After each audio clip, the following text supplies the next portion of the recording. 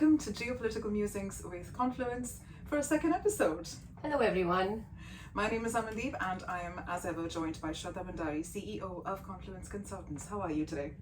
As good as it gets. I suppose that's also the environment that we are living in currently at the time of recording, at least anyway. I feel like a simplification of geopolitical affairs is needed, so that's why we are here. This podcast is an attempt by us to simplify geopolitical events, just so we can bring about an understanding about the world that we are living in, about the events that end up governing our everyday lives in ways that we probably don't recognize. Absolutely.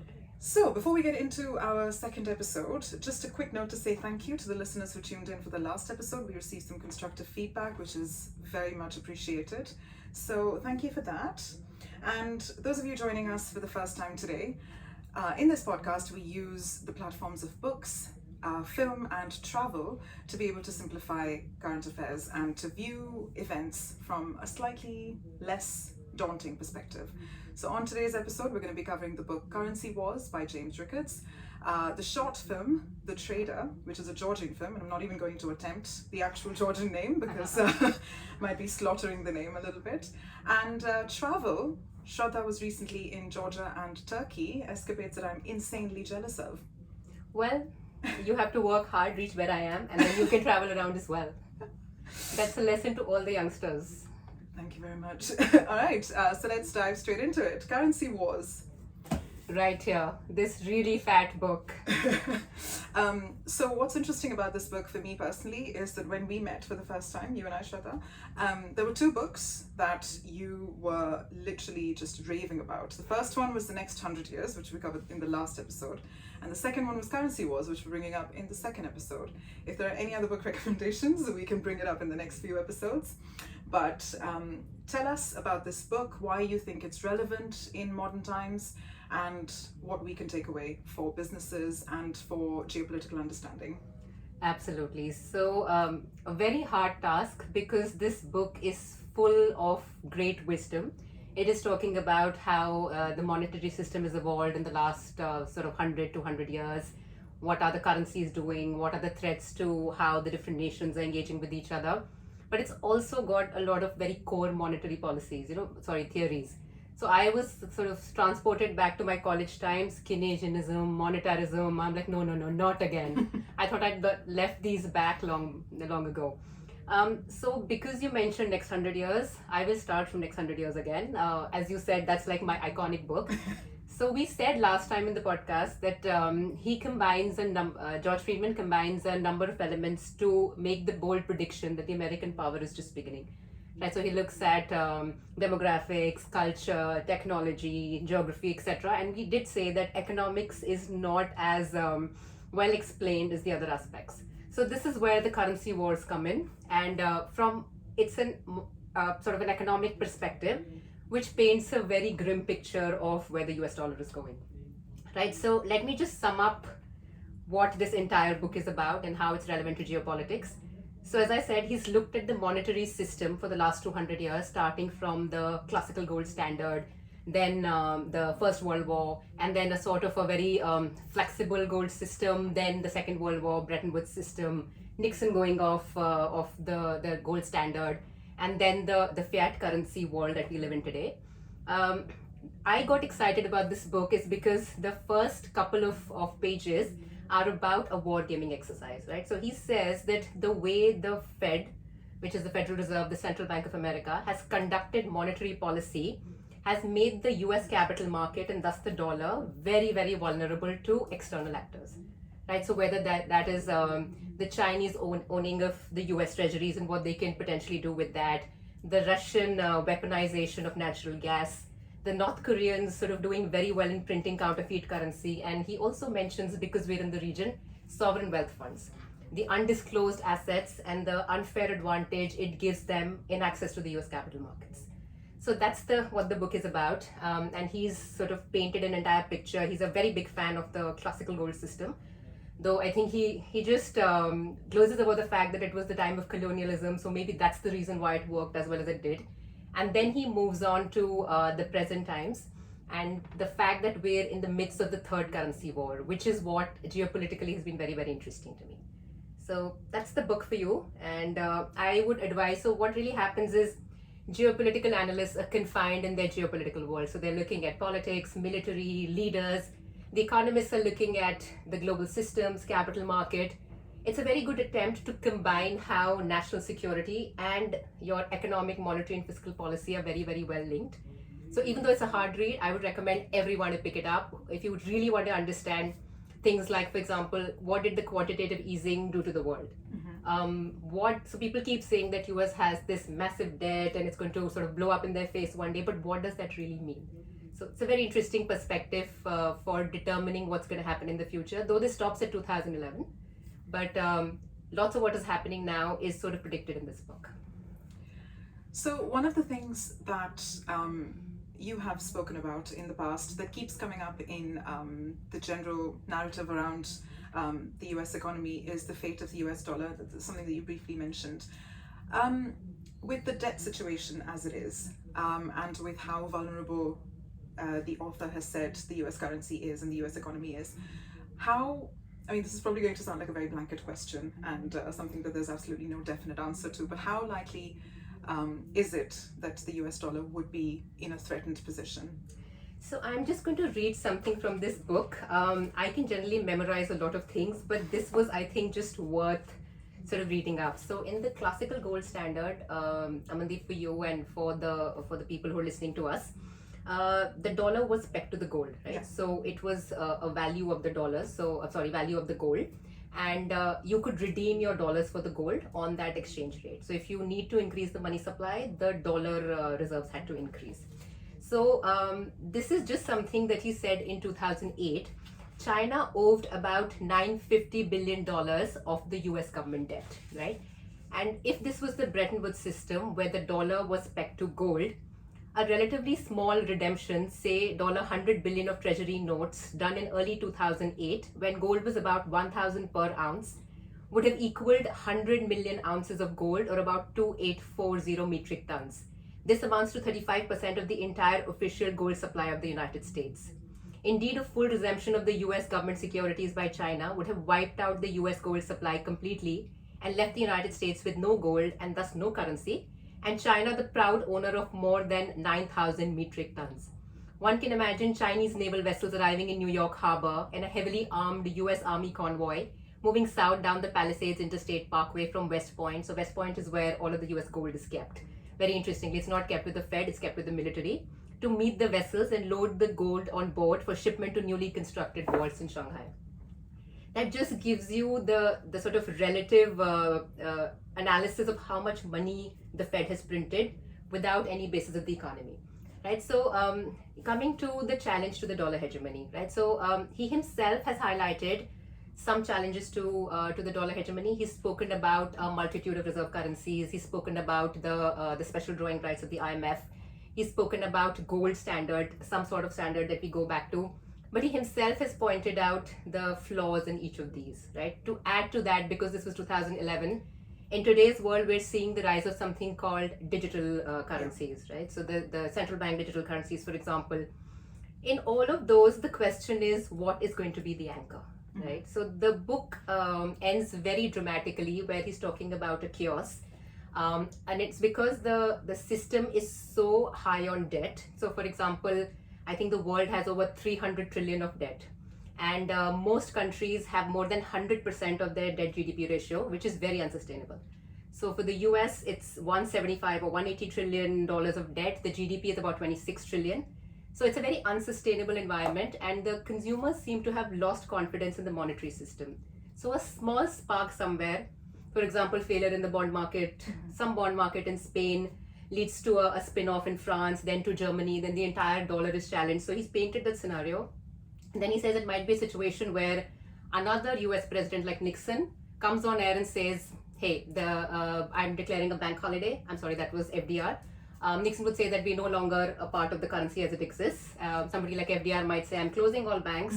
We're going to reevaluate the price of dollar like he did. So he raised it to about $35 per ounce of gold.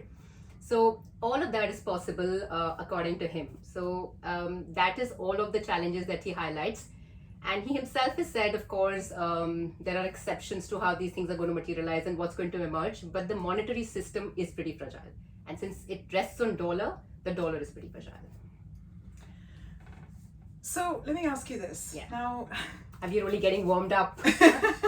I mean, there's a lot going on in my head. There's a lot in my notes. I want to talk about the passage that you read. Let's start with the passage that you read. Yeah.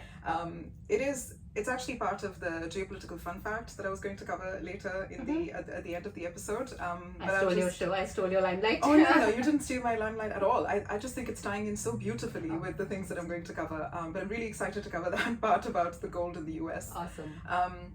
So that's one. The other question that I have is the state of currency war. Can there ever be any level of visibility about all currencies to avoid the state of a currency war? Because to me it sounds like there's absolutely no visibility of what anyone is up to, what any country is up to, what any reserve is up to. So how can we say that this is a period of currency war, that this is the third period of currency war? To me it sounds like overall we are just in a state of having to be on our toes, be very cautious about the moves that we make, and so it's not a state of war, it's just a state of being. So he's given very concrete sort of precedents of how the currency war started. Very simply, currency wars used to be competitive devaluations of your currencies to basically increase exports, right? So once you competitively devalue, your dollar price of the euro, etc., sort of, for example, becomes cheaper, and therefore your exports become cheaper. That was what was happening in the earlier currency wars, whether what started with in between the two world wars, etc. But today, currency wars have become a larger means of financial warfare. Right, so he gives really good examples, and I think I sent you that excerpt. He's talking about how the other countries can use their currency as a weapon or attack the dollar sort of as a financial warfare strategy. So just I will go to the warfare gaming that came, because that's very interesting. So very few people I think know about this. There is an applied physics laboratory in the United States which has some of the best wargaming scenarios done in the world. And I always say, when people tell me the US is losing its dominance, etc., in some of these cutting edge things, I haven't come across any other country that does wargaming, or maybe I don't know or haven't read enough about it, that does wargaming in such details. And even with that, this person, the James Rickards, is saying that the Pentagon is clueless about how the fate of currencies, the fate of capital markets can impact their national security. So the wargaming exercise is very interesting.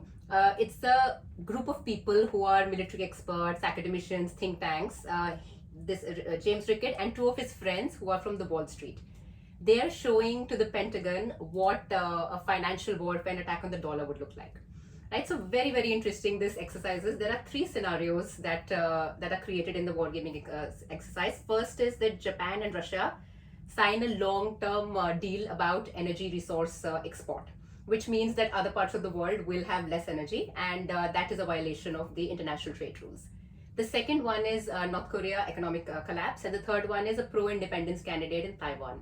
Now these guys are very interesting. They the people who have formulated the war exercises are also thinking from a political angle, because none of these are actual currency war instances. Yeah. So they're all in different teams. There is a China team, there is a US team, there is a Russia team, there is a Pacific Rim team, and then there is a white team, which is the neutral team. So they built in their own scenarios within these scenarios. So the Russian team, for example, the friend of this raises a proposal that Russia has decided to put all of its gold in a Swiss bank. It is opening a new bank in London, and it's going to issue a new currency backed by this gold in Switzerland, which will be issued by London, and henceforth all natural gas exports will have to be paid in this new currency. The first, because petrodollar is what was one of the major reasons why dollar became so ascertained. So that's the first attack on the US dollar. As the game progresses, they try to convince China to join in. The Russians tell the Chinese that you have so much of the treasury debt. Once we start that, you convert from your debt into hard assets, convert to gold, convert to land, because the prices are going to rise up. Dump the US Treasury Secretary. The treasuries. And then the third thing that they play is that North Korea comes up with this amazing amount of counterfeit goods they call super notes. So North Korea has this Bureau 39, which is known for its criminal racketeering activities. So at the same time, they flood the market with those counterfeits, an absolute loss of trust in the dollar. So that's how the war gaming sort of proceeds. And even though these three guys try to play it up very well, the other academicians, political thinkers, are not really thinking of how capital markets work. So it's very, very interesting. And later in the book, he's highlighted three ways in which the currency war is out of the American hands. So the fate of the dollar is not decided in the US itself. So very interestingly, he mentions Dubai, where we are sitting at the moment. And again, a reference to movies and geopolitics. He starts with comparison of Dubai to Casablanca.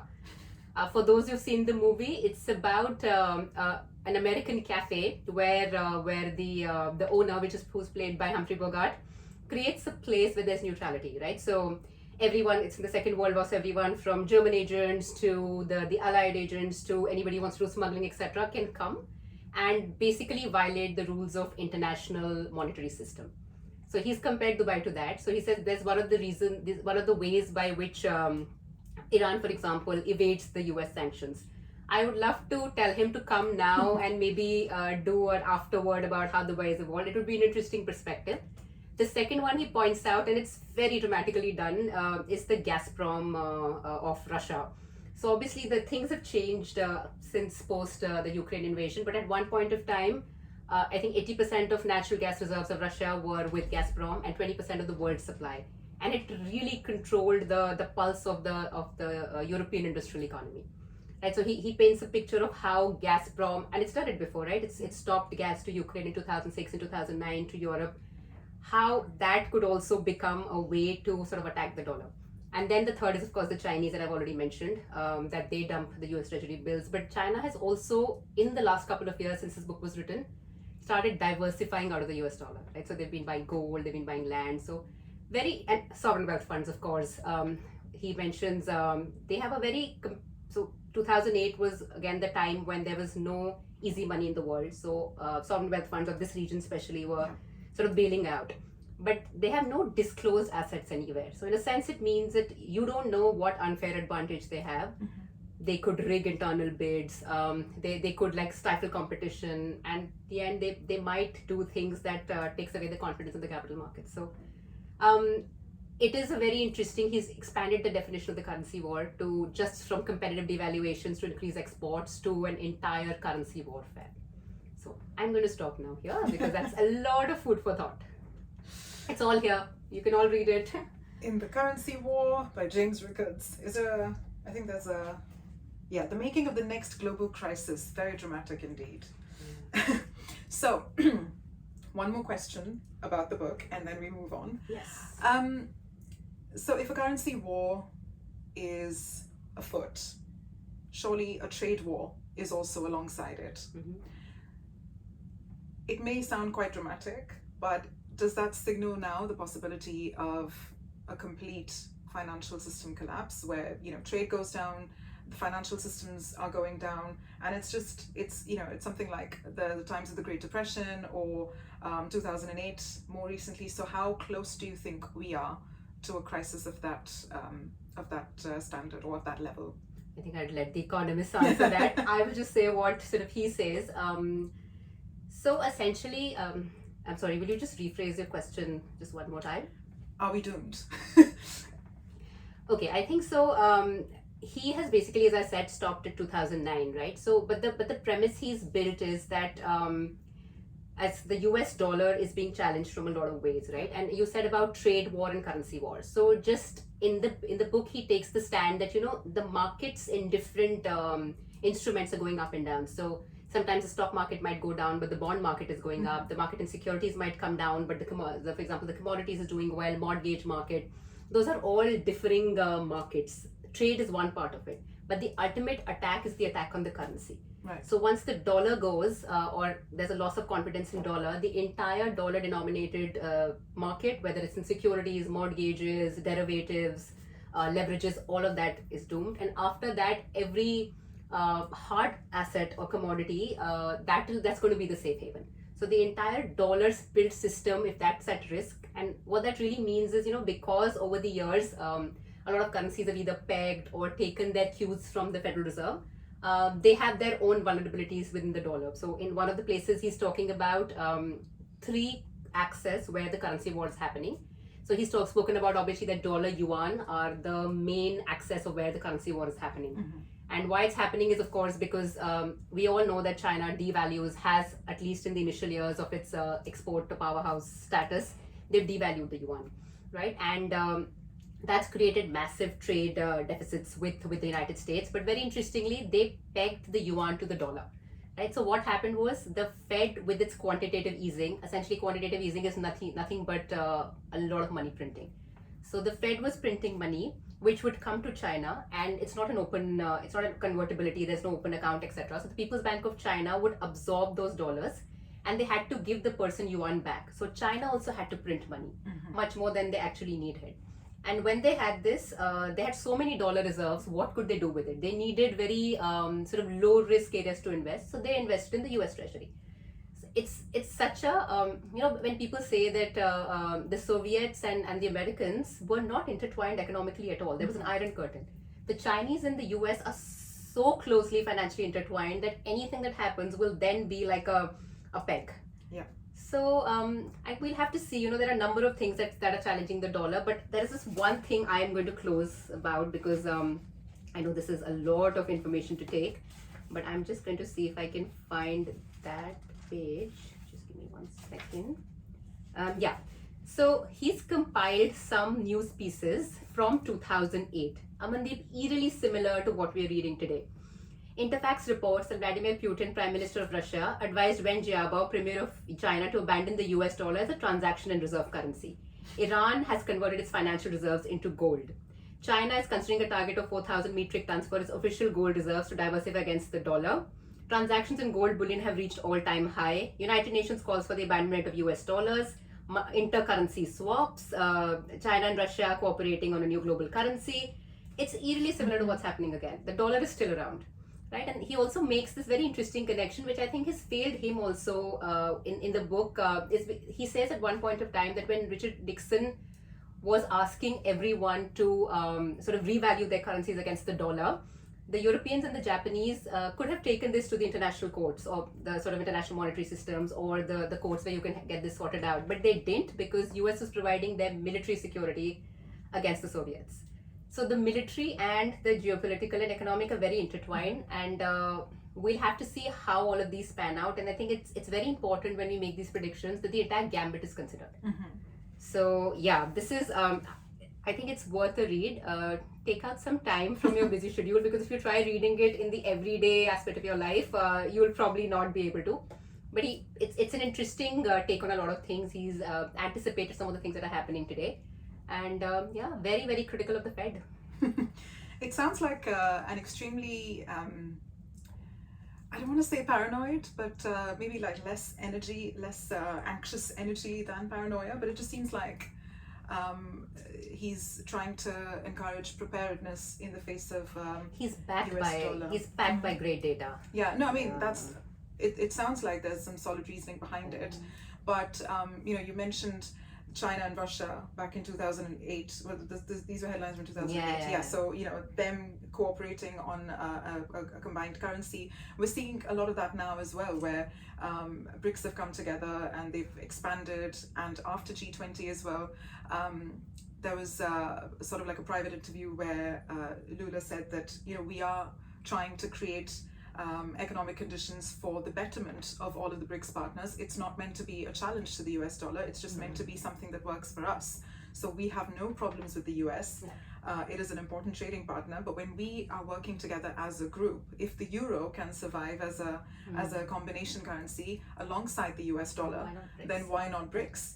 And whether it's going to be a combined currency, or it's going to be yuan, or it's going to be probably not Russian currency, rupees, whatever comes out of it, will be interesting to see. But it doesn't seem like, obviously this is what's externally being said, but it doesn't sound like anyone is out there to actively challenge the US dollar. And several authors have also posited that there is no need to challenge the US dollar, because what do you get if the dollar is challenged, or if the dollar is wiped out? What is the alternative? And everyone says that the next alternative is the yuan, but then everyone is also very wary of the yuan becoming the next reserve currency. So it's interesting that everyone is so cautious, and everyone is trying to encourage this preparedness. The narrative around US dollar losing its status is quite strong, but it also seems like there's nothing to challenge it aside from itself. Quite yet. Yeah. I'll just close with one thing. This entire wargaming scenario about Russian weaponization of energy and the Chinese sort of diversifying, etc. I wonder if that was the precedent for what's happening in Ukraine today. Mm-hmm. So very effectively, the European link to Russian energy was very, very cruelly broken to the point that they cannot go back to it. And again, the trade war, the tech war, I'm guessing these are US reactions to the threat. It's a nation that's ruled for years, so they're not stupid. A lot is happening in terms of, and as we've always said, that this century's geopolitics is not going to be determined by China or Russia or the BRICS. It's being determined by how US handles the challenges to its geopolitical and dollar dominance. Mm-hmm. So I'm going to stop at that because I know there are a lot of contrary opinions. I keep bumping heads with people, so let's just let people respond on our podcast. So this actually ties in very nicely with the next segment of the episode, which is where we talk about the TV series or the short film. So we've questioned what can come to replace the US dollar as a currency, and turns out that in the poorest parts of Georgia, they have a replacement, and that is potatoes. No. So this is a short film. It's so short. It's 17 minutes. You can literally watch it before you go to bed, and you will still have watched something but not completely ruined your sleep cycle. So it's it's informative. It takes you to an emotional cycle of viewing, and it takes you through an informative cycle of viewing. So this series, it covers the everyday life of a trader, and he trades in the oddest combination of things. So he'll have anything from a sparkly purse that a woman might have at a Christmas party, or, take it to a lamp. So he has just all sorts of things. And it covers one day in his life where he goes around the village, and things can be as expensive as 25 kilos of potatoes, or it can be as expensive or as cheap as 1 kilo of potatoes. He goes to a potato field, and it's just so it's fertile land, obviously, and they've got the field is completely just strewn with potatoes everywhere. The farmer is having a ball because he gets to give all of these potatoes in exchange for things. They've figured it out, the Georgians, although this is one part of it. But the other part is where you get to see how the poorest people of the Georgian society come to struggle, because not everyone's going to have 25 kilos of potatoes. And then there's one part where an old lady has no potatoes, and she really wants something that is very, very cheap.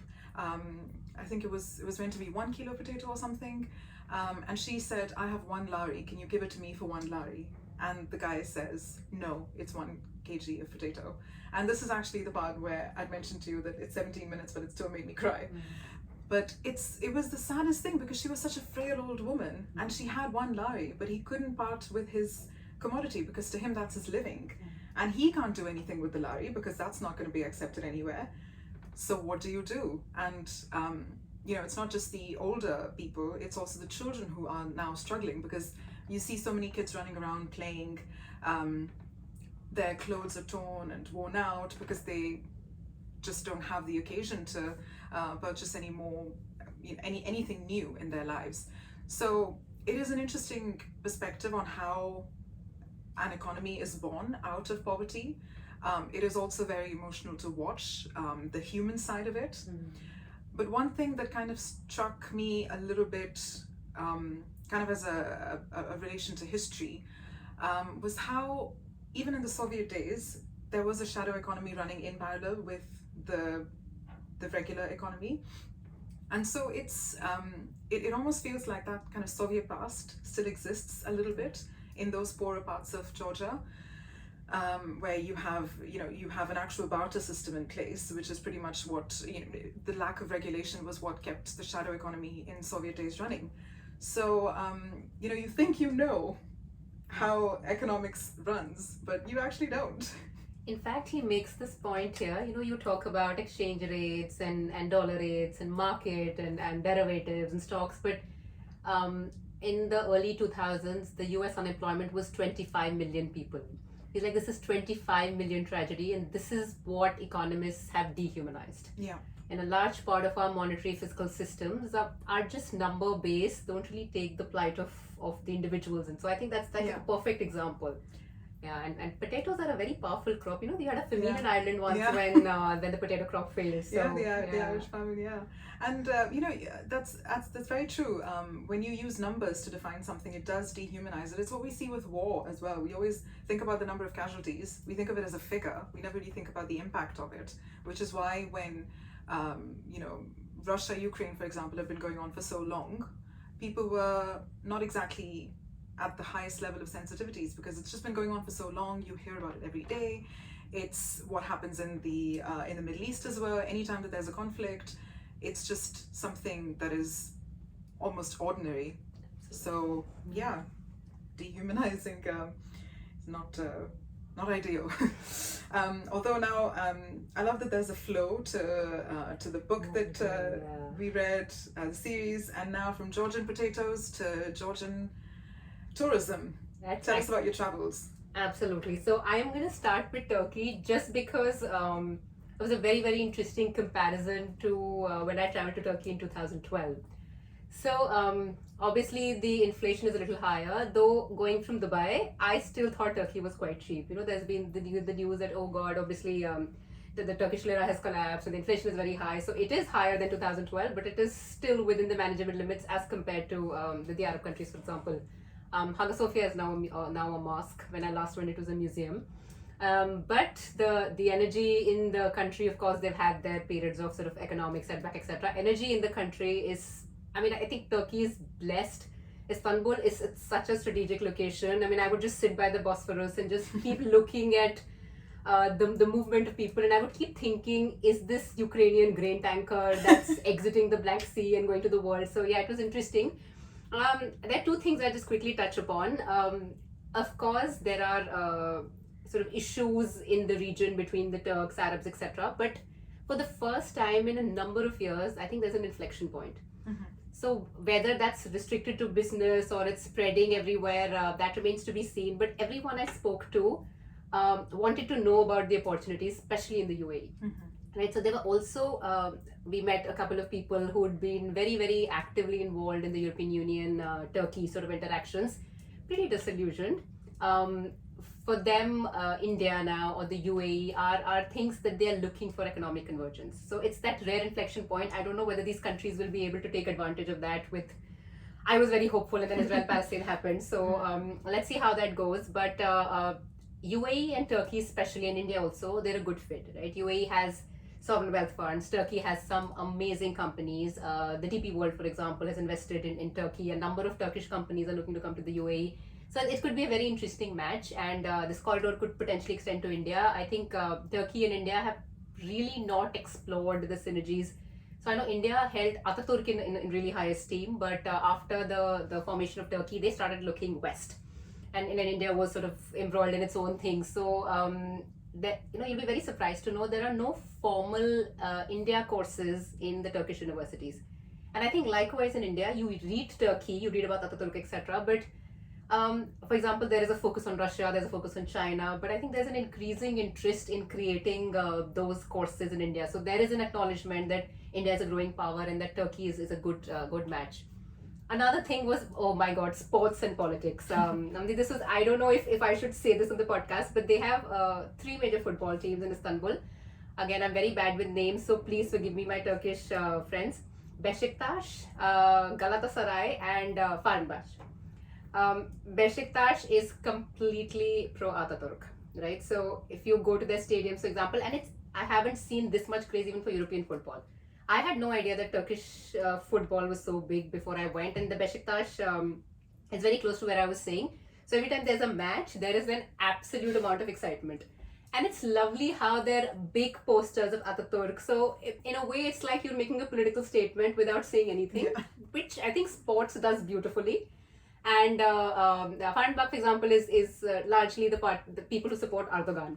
So and it was so cute. I met a number of my Turkish friends, and I would just, for example, make a comment about, oh yeah, Beşiktaş, and if a Farnbach supporter, I'm sorry, I think I'm pronouncing the name wrong, but I would get like the dirtiest looks.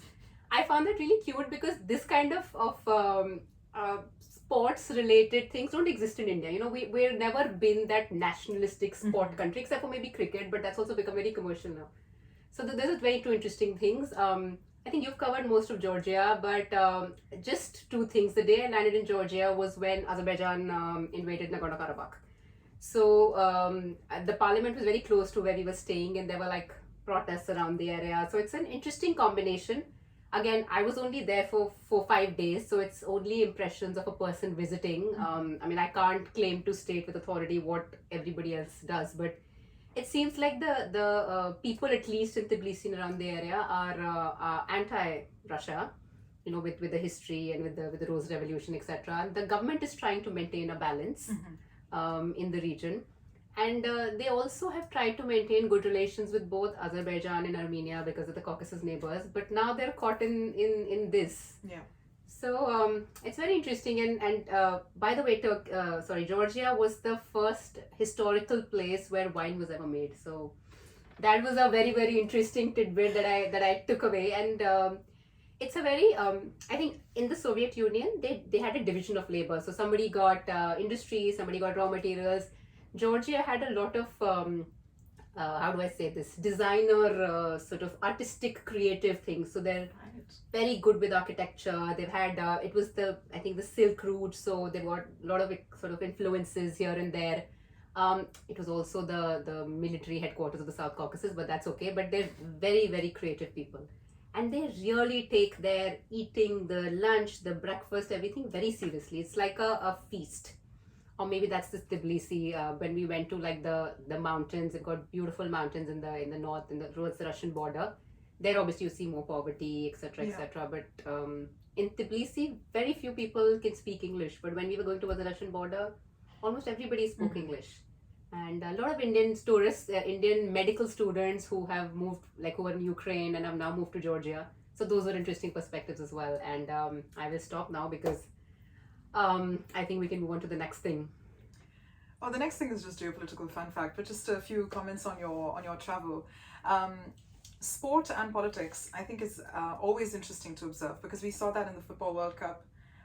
We see that in something as silly as the Euros. I know if there's any Europeans listening, they're going to think there's nothing silly about the Euros. There isn't. It's a valid reason to lose your marbles over a match that has absolutely no impact on your life. But when in the last Euros, for example, when Italy and England qualified, some of my English friends we went out for a pizza and I ordered a pepperoni. And they said, "How dare you order a pepperoni on this day and in this environment?" So yeah, politics and sport is very interesting always. And Georgia, do you think that maintaining a balance with Russia is a way of just ensuring national interest? And something like this, you know, when there is a sentiment amongst people who may or may not know the best, does that need to be disregarded? I think, you know, all of these countries have not really recovered from the collapse of the Soviet Union. You know, the Soviet Union the collapse unleashed forces that people are still trying to sort of balance. And it's very interesting. Every time, so for the Caucasus, there is a Russian claim, there is a Turkish claim, there is an Eastern European claim. So every time something happens in this region, there is a tug of war. Yeah. So I think Georgian government, maybe they're trying to defend their national interests, but they've been accused by the people of being pro-Russian.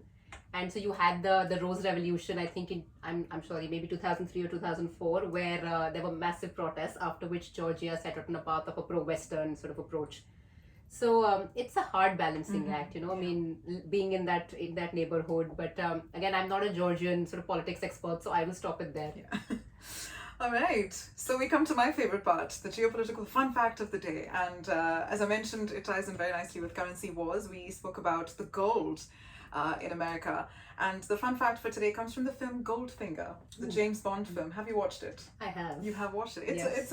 It's a brilliant film for anyone who is sort of a beginner James Bond fan. If you're going to watch one James Bond film, I'm going to urge you to not watch just one. Go and watch 10 and make Goldfinger the number one. Wow. So just to kind of briefly cover the plot, so we get to the point of the gold. It is a story of the villain or Goldfinger who is on a mission to rob all of the gold from Fort Knox. And what he's going to do with that gold is use it as leverage against the West. And failing to get anything from the West, he intends to sell it to China. So China will have all the gold and he will have all the money. Yeah. And how brilliant is that? How I think we discussed this in the last thing, that Hollywood movies inspire a lot of real life plots. Yes. And they're so good with anticipating and preempting what's going to happen in the world. Yeah, and this was the 60s, and this is something that James Rickards is talking about now. Yeah. And it happened again in the previous episode where we spoke about Japan, that Japan's lunar mission is going to be involved in conflict, and that was the plot of You Only Live Twice. Again, make that your second Bond film.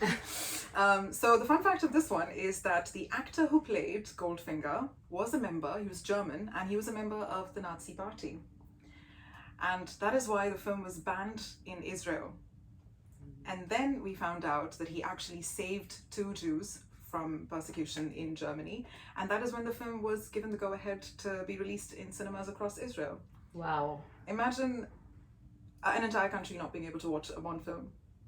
And then that sounds like a heartbreak. Oh my god, obviously this is not the biggest takeaway from this, but it's something like film has an impact on geopolitics, and geopolitics has an impact on film. And this is just like Shraddha's teacher once said, geopolitics is all around us. Absolutely. And I'm just going to stop with another little fact of how people live their cultural lives. I couldn't find Indian variety of tea anywhere in Turkey. So they would give me just warm milk and sort of put whatever you want to in it. And really those 15 days mornings, I was not a happy person. Just how much cultures are different, and the Turkish tea is so different from Indian tea. Even if I tell them how to make it, they can't. Yeah. They tried. So yeah. Just to say, if you ever go to anywhere in that part of the Middle East, North Africa, anywhere, don't ever ask for milk in your tea. You will be frowned upon. And I'm sure you got looks in Turkey. They've stopped that They now. stopped that. Okay. In 2012, there was no concept of decaf coffee. Now they have it everywhere. Not decaf Turkish coffee, but at least Starbucks has decaf. All the international coffee chains, etc., have decaf. In 2012, I was frowned upon. But yeah, that's in the past now. But beautiful. I mean, Turkey is so. Just to wrap up, we also did a lot of internal traveling in Turkey. So we went to the Manisa region, which is really their agricultural hub. And as I told you, we're looking for agricultural land for walnut production. And that was very interesting because even growing olives has a political angle to it. So olives is a matter of national pride for Turkey because they compete with the likes of Spain, Greece, etc. So olives is the only sort of plant or tree that has subsidies. Then there are hardly any other agricultural subsidies in Turkey. So with that, even agriculture is politicized. Oh, we keep saying we're going to wrap up, but just one thing about olives. Olives are also very symbolic across Lebanon, Israel, Palestine, across basically the entire region. It's like the lifeline of the agricultural symbol of the region. And there's movies and books written about olive trees and how symbolic they are to families who own land, and then they have a tree that's just there and it's been there for generations and that sort of thing. And now with that we wrap up. Yeah, and we just pray for Israel Palestine, please. I hope everything settles and sorts out, though it's still a far cry, but hopefully all will be well. We can all just pray. All right, thank you very much, everybody, for tuning in to our second episode. We enjoyed this chat. I mean, I don't know about you, but I did. Yes, absolutely. We hope that you enjoy listening to it too. Please do subscribe to our channels. So wherever you hear this podcast, you can hit the follow button. You can also follow us on our social channels, on Instagram at Confluence Consultants DXB. We are on X, formerly known as Twitter, at Confluence DXB.